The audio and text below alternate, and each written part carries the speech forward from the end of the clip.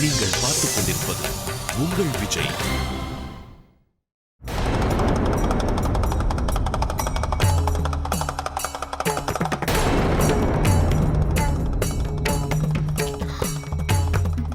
உடுக்கை இசை ஓய்ந்து பாடில்லையே. சனிதேவர் கைலாயத்தினுள் பிரவேசித்திருந்தால் இந்நேரம் இவ்விடத்தை அடைந்திருக்க வேண்டுமே.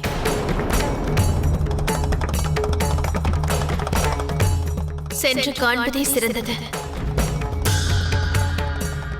வாருங்கள் தேவரிஷி.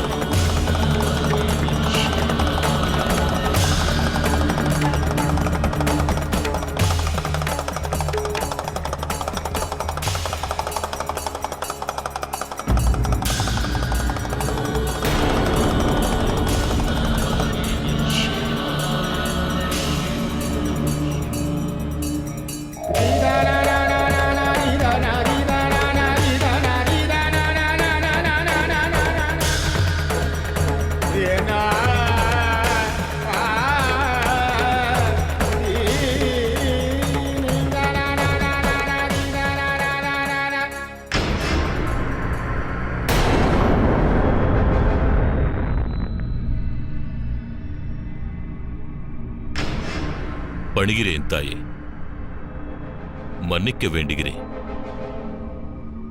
தம்மை தரிசிக்க தாமதமானது. தம் இருவரையும் சந்திக்கவே வந்தேன்.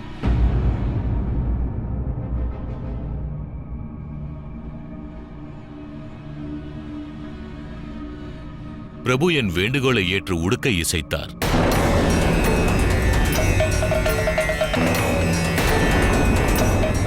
அதை கேட்டு அனைத்தையும் மறந்தேன். எனது வேதனைகள், என் துன்பங்கள், தம்மை தரிசிப்பதையும் மறந்தேன். தம் இருவரையும் ஒரு சேர கண்டு என் வாழ்க்கை பேறு பெற்றது.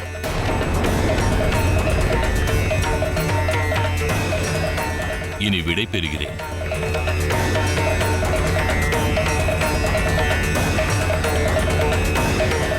நன்றி.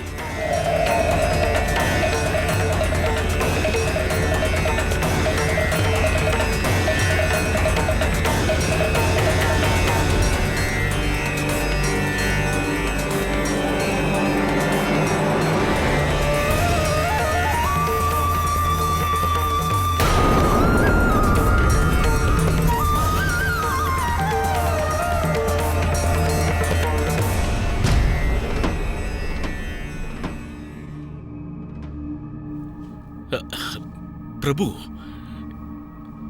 எனக்கும் விடையளியுங்கள்.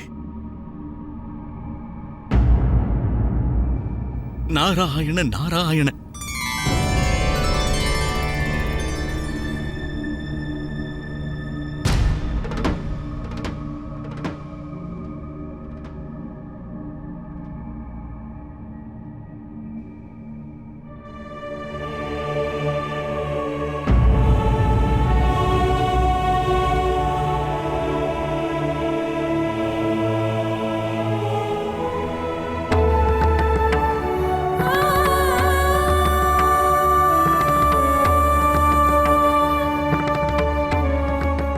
உனக்கு மகிழ்ச்சிதானே பார்வதி? சனிதேவர் கைலாயத்தினுள் பிரவேசிக்கவில்லை.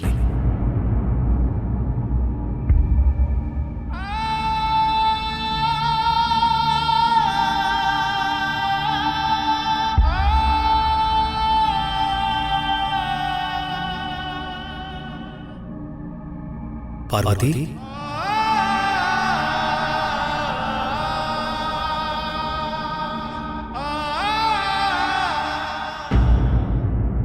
அண்ணா, தற்போது நாம் நகுஷரையும் நம்மோடு அழைத்து செல்லலாமா?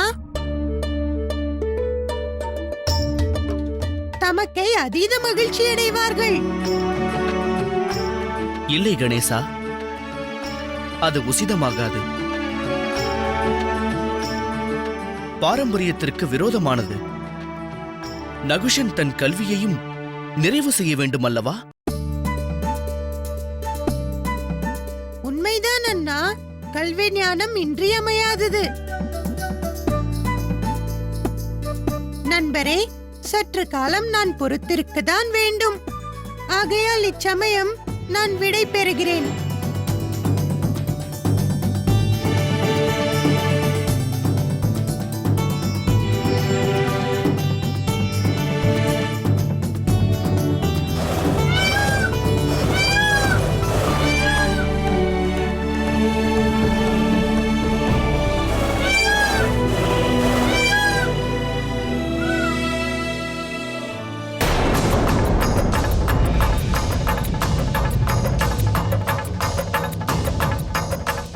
நகுஷன்,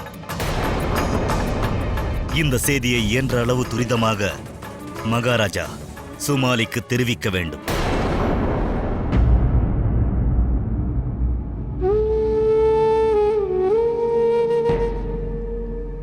வேதனை கொள்ள அவசியம் ஏதுமில்லை பார்வதி.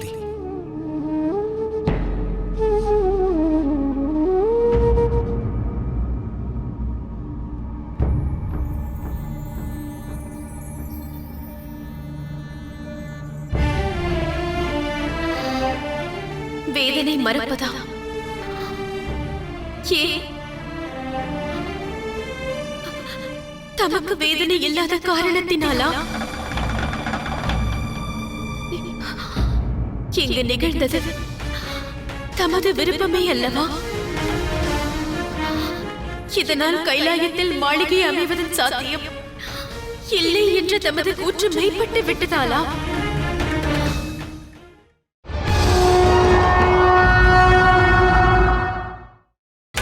நீங்கள் பார்த்துக் கொண்டிருப்பது உங்கள் விஜய்.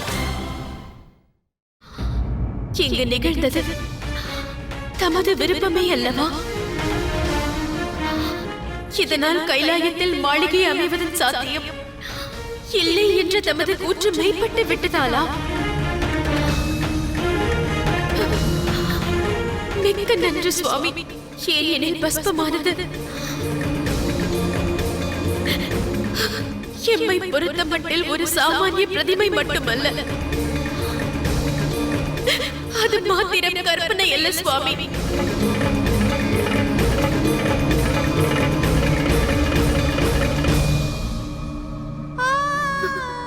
அது என் நீண்ட நாள் கனவு. என் சுயநல பூர்த்திக்கானதல்ல, என் குடும்பத்தினர் அனைவரின் நலனையும் சார்ந்தது. எனினும் வேதனை கொள்ள அவசியம் இல்லையா? எவ்வாறு வேதனை மறப்பது? கனவு கலைவதை கண்டால் மகிழ்ச்சி ஏற்படுமா? எனினும் எனது அந்த கனவில் தமக்கும் பங்கிருந்திருந்தால் அந்த வேதனையை தாமும் உணர்ந்திருப்பீர்கள். இன்று ஒன்று உறுதியானது, அந்த கனவு என் ஒருவளையே சார்ந்திருந்தது.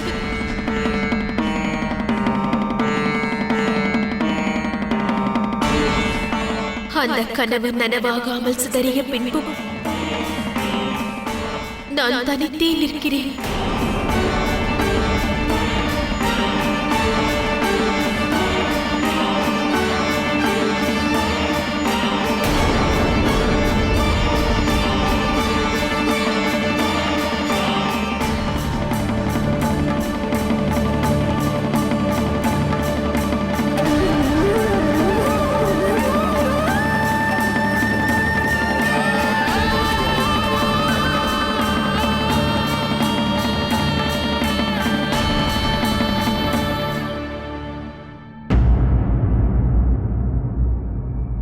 तनाना दिर दिर तनाना दीम तनाना दीम तना दीम तनाना तादिर तनाना दीम तनाना दीम तनाना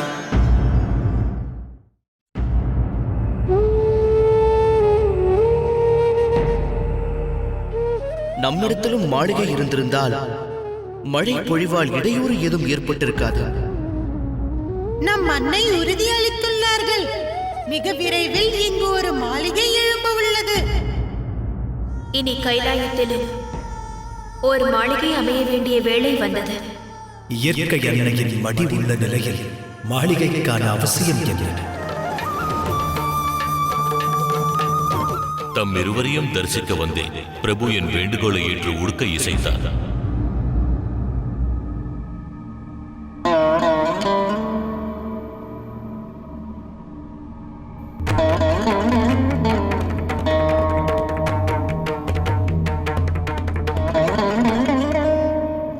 எத்தகு அனர்த்தம் விளைவித்தேன். எனது மாளிகையின் பிரதிமையை கூட என்னால் காக்க இயலவில்லையே.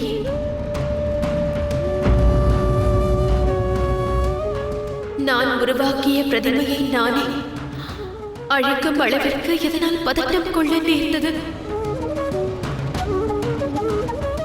அதை நிர்மாணித்த நேரத்தில் என் உள்ளத்தில் எழுந்த கற்பனைகள் எத்தனை! கணேசனும் கார்த்திகேயனும் அசோக சுந்தரியும் சுவாமியும் அதை காணும் பொழுதில் உள்ளம் குளிர்வார்கள் என மகிழ்ந்திருந்தேனே.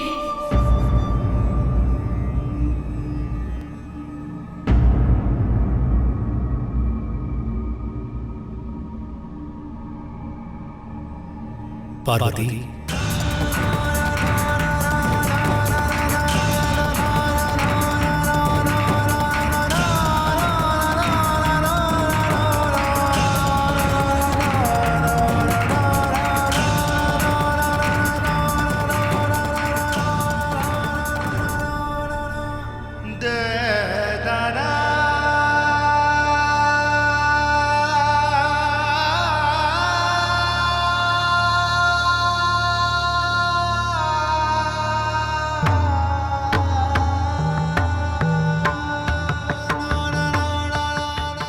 தனித்து நிற்பதாக நீ கூறினாய்.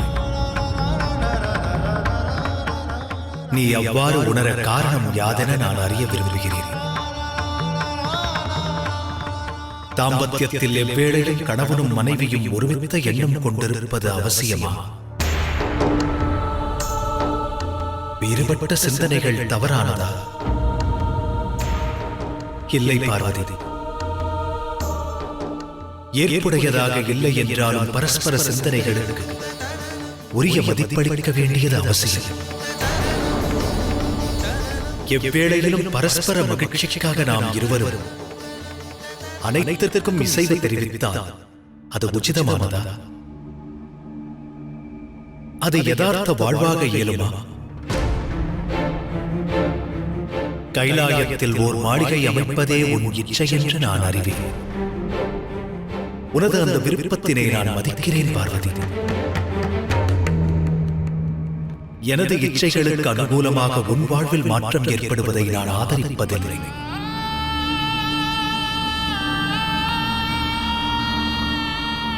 அந்த அடிப்படையில் கைலாயத்தில் ஓர் மாளிகை எழுப்ப நானும் சம்மதித்தேன். எனினும் மாளிகை வாழ்விற்கான அவசியமோ அல்லது ஆசையோ எனக்கில்லை என்பது உண்மையே. என்றும் கைலாயம் மாளிகைக்கான ஒரு தலமல்ல. மற்றொரு சத்தியம் யாதெனில் கைலாயம் தாம்பத்திய வாழ்க்கைக்கும் ஸ்தாபிக்கப்படவில்லை. இங்கு இல்லத்தை அமைப்பது என்றும் என் இச்சையல்ல. எனினும் இவை அனைத்தும் சாத்தியமாக காரணம் நீயே. நமக்கு சந்ததிகள் உருவாக காரணமும் நீயே. நீ அனைத்துமானவள். உனக்கு எதுவும் அசாத்தியமில்லை பார்வதி.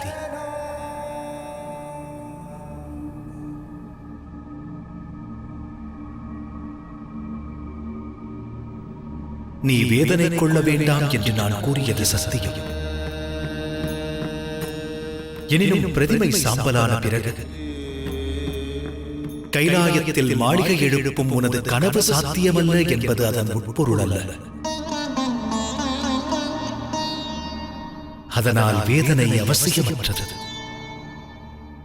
எனினும் நீ அடைந்த வேதனையைக் கண்டு நான் ஒன்றை உணர்ந்தேன்.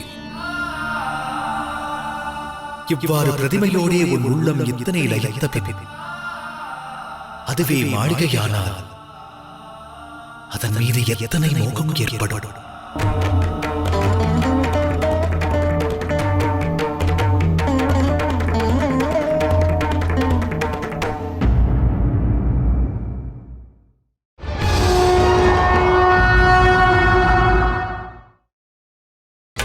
நீங்கள் பார்த்துக் கொண்டிருப்பது உங்கள் விஜய். இறுதியில் என் அனுமானம் உண்மையானது. நகுஷன் ரிஷிகள் வசிஷ்டரின் ஆசிரமத்தில் உள்ளான். இது அரக்க குலத்திற்கே சுபச் செய்தியாகும். ஏனெனில் அங்கு மகாராஜா ஆயுவின் சேனைகளும் இல்லை. இனி நகுஷனின் அழிவு உறுதியாக நிகழும்.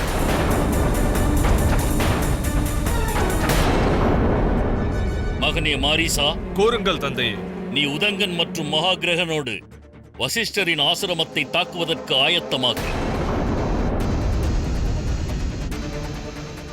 இனி தாமதமின்றி நமது நோக்கத்தில் வெற்றி பெற வேண்டும்.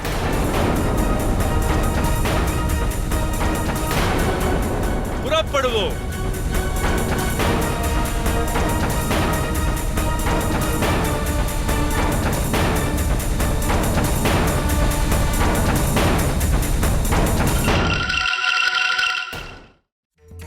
பொறு பார்வதி.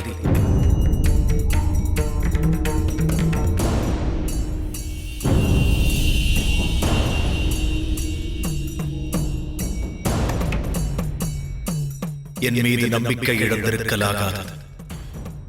சனிதேவரின் கொடும் பார்வை குறித்து நீ என்னிடம் விவாதித்தாய். சனிதேவரின் கொடும் பார்வையினால் இங்கு கைலாயத்திற்கும் நம் குடும்பத்தவருக்கும் ஊறு விளையலாமே. எனினும் அவரது பார்வை குறித்து கவலை கொள்வதிலே எவரது பார்வை படித்தால் சங்கடங்கள் மட்டுமே உருவாகுமோ அவரால் என்ன நன்மை விளைய இயலும்? இருப்பினும் எனது விடையை உனது உள்ளம் ஏற்கவில்லை. அதனைத் தொடர்ந்து சனிதேவரை கைலாயத்திற்குள் பிரவேசிக்க விடாமல் என்னை தடுக்கவும் கூறினார். சுவாமி, தாம் கைலாயத்திலிருந்து புறப்படலாமே. இங்கு தம்மை தரிசிக்கும் நோக்கம் கொண்டே சனிதேவர் வருகை தருகிறார். அவ்விதம் ஒரு பொறுப்பை என்னிடம் ஒப்படைத்த பின்னர் அதனை நிறைவு செய்வேன் என்ற நம்பிக்கை கொண்டிருக்க வேண்டும்.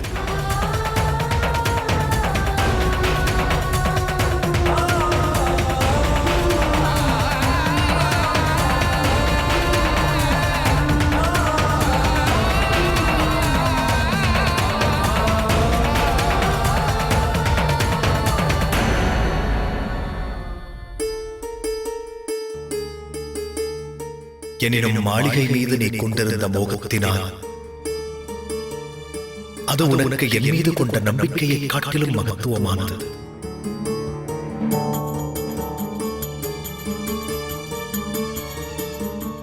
எந்த ஒரு பந்தமும் பிளவுபடுவதற்கு அடிப்படை காரணமாக அமையக்கூடியது அப்பந்தத்தில் உருவாகும் ஐயம்தான்.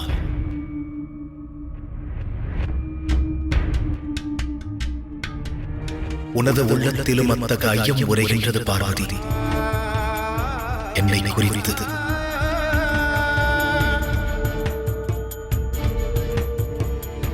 உனது இச்சைகளை நான் பூர்த்தி செய்ய விரும்பவில்லை என்று எண்ணுகிறாய். எனினும் நீ மறக்கிறாய். அக்னியை சாட்சியாக கொண்டு உன்னை நான் என் மனைவியாக ஏற்றேன். உன்னை நான் மனமாற எனது மனைவியாக ஏற்கிறேன். இனி என் வாழ்க்கை உன்னோடு இணைந்தது. சங்கல்பமும் செய்துள்ளேன்.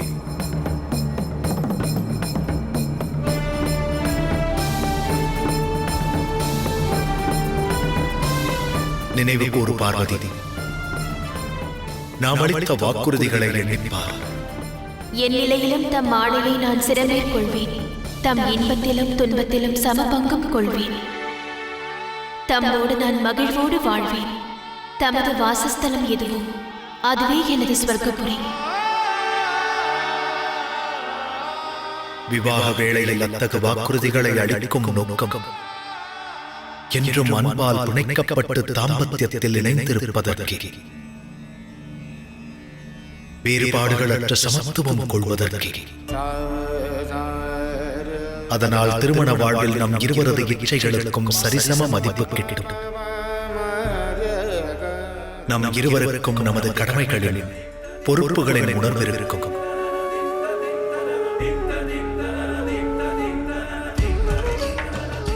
அவ்வகையில் எனது வாழ்க்கையில் முழுமையாக உனக்கு பங்களித்தேன் பார்வதி.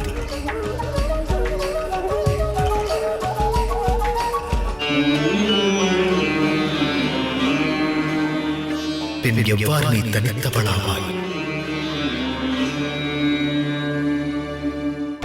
நான் உனக்குள் வாசம் செய்கிறேன் பார்வதி. நீ என்னுள் உரைகின்றாய்.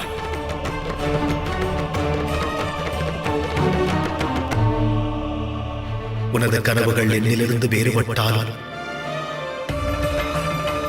அவைகளை நனவாக்கும் கடமையிலிருந்து என்றும் நான் நழுவ இயலாதது.